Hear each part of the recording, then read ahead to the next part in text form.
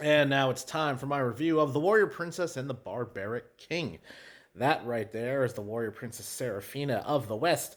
That right there is the Barbaric King Veor of the East.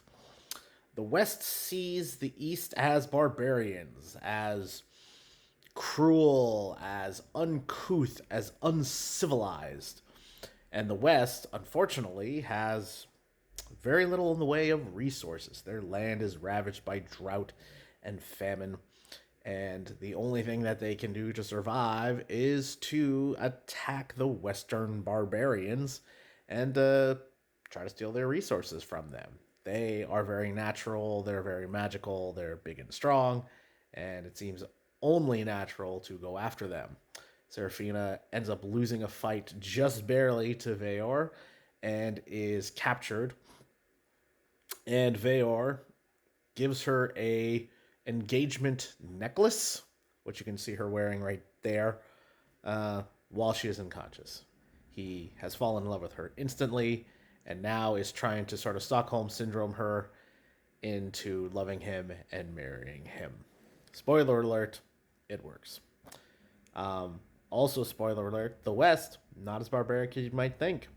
And Seraphina comes to slowly appreciate and embrace the West and realizes that she is not the only one to be feeling this way, as several of her comrades in arms, especially a super secret famous one, turns out are also wed and part of the barbarian culture.